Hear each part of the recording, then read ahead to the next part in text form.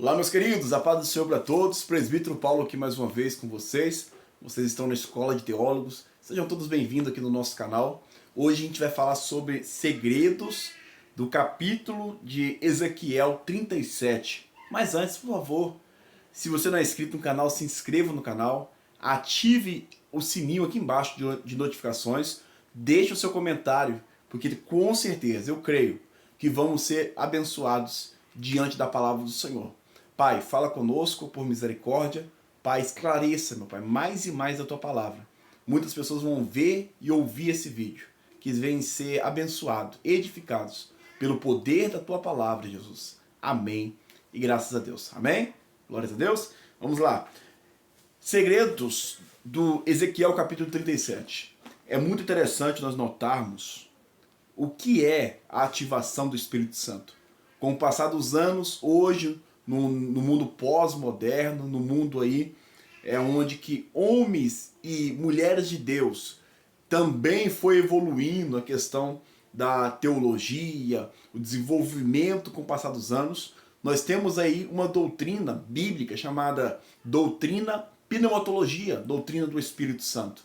E a gente vê a atuação do Espírito Santo bem clara, bem extraordinária no livro de Ezequiel 37. A primeira coisa que nós devemos entender é que Ezequiel era um profeta extraordinário, como todos os outros profetas eram. O interessante, queridos irmãos, que o profeta maior, porque ele escreveu bastante conteúdo em Ezequiel 37, com certeza ele não queria ser profeta, como Jeremias também, se fosse para escolher, não queria ser profetas. Até porque o momento que eles estavam ali profetizando eram momentos de crise. A gente observa Ezequiel capítulo 37, mas nós devemos entender todo o livro de Ezequiel até chegar, todos os capítulos, até chegar no Ezequiel 37, você vai ver, infelizmente, uma degradação, um esfriamento, uma rebeldia, desobediências, pessoas longe de Deus. A ponto de Ezequiel 33, por exemplo, Deus alertar com os atalaias do Senhor, os profetas do Senhor, a pregar a verdade, a profetizar a verdade. Lá no 34 vai falar sobre o rebanho e também vai falar sobre os pastores que conduz o rebanho do Senhor, se tratando, portanto, do povo de Israel. Quando você analisa esses profetas que passaram antes do exílio, no meio do exílio e depois do exílio, por exemplo, dos assírios, de Babilônia, você vai entender que esses homens profetizaram a verdade, tentaram despertar o povo de Israel até chegar na degradação final, até chegar na morte de Israel. A Bíblia vai dizer que nessas levas que tiveram Israel sendo cativa, o templo foi destruído, a presença de Deus parecia que não tinha mais jeito, a presença de Deus parecia que fugiu daquele povo. E nações pagãs teve poder sobre Israel durante pelo menos uma desses cativeiros, 70 anos. E foi tudo profetizado. A gente vê aqui no Ezequiel 37 exatamente isso, meus irmãos, que Israel, o povo de Deus, as nações, as 12 tribos, né? A gente percebe claramente que, infelizmente, eles morreram. Eles ficaram sem esperança. Eles ficaram cativos, longe de Deus. E Deus, o próprio Deus, via eles como um vale de ossos secos. Por isso que Deus dá essa visão para o profeta Ezequiel, dizendo: Ezequiel, eu vou te levar em espírito e te mostrar algumas coisas.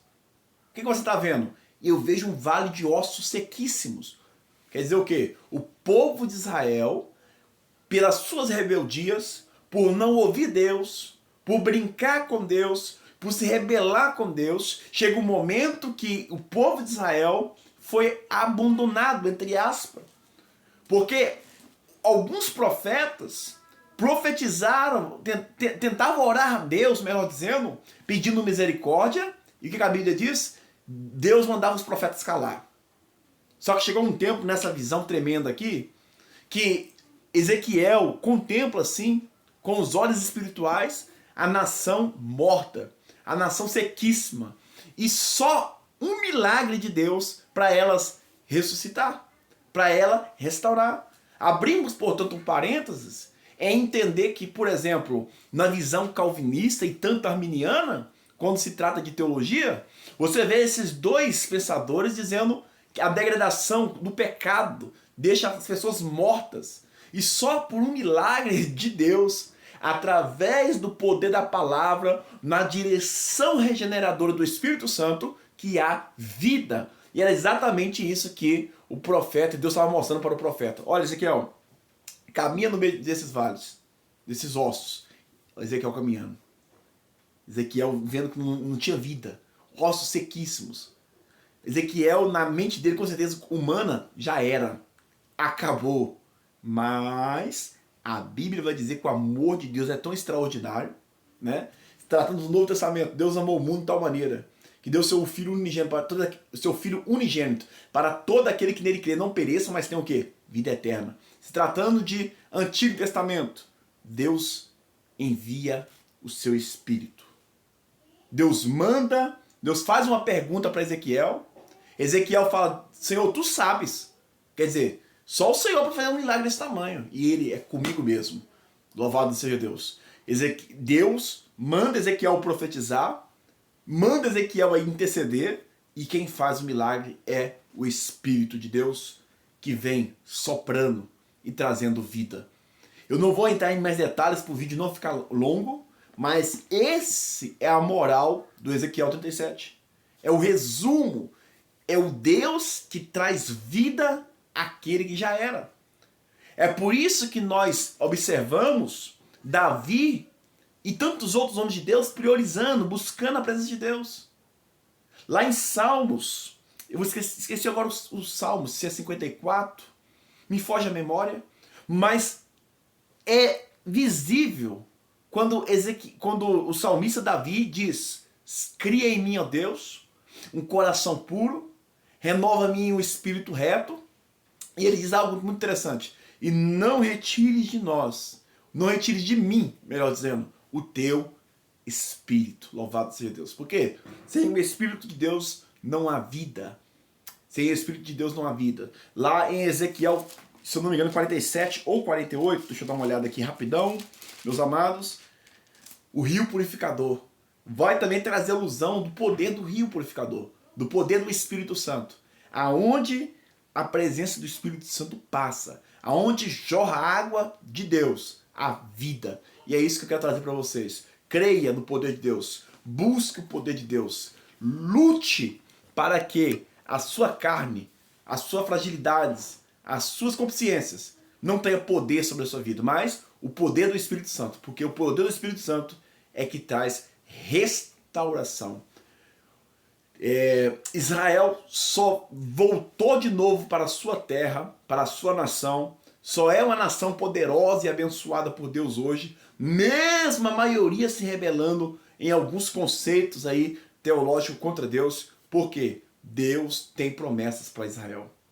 A Bíblia diz claramente em vários contextos aí desses profetas pregando, profetizando, olha, eu não vou fazer isso, eu não vou abençoar, eu não vou dar vida para Israel, porque eles merecem, por êxito deles, mas é para que o meu nome não seja envergonhado. Louvado seja Deus. Espero que até aqui, nesse resumo, você seja abençoado, você seja edificado e deixa o Espírito Santo de Deus trazer vida para você. Porque se o Espírito Santo de Deus trazer vida para você, você com certeza é uma nova criatura. Louvado seja Deus.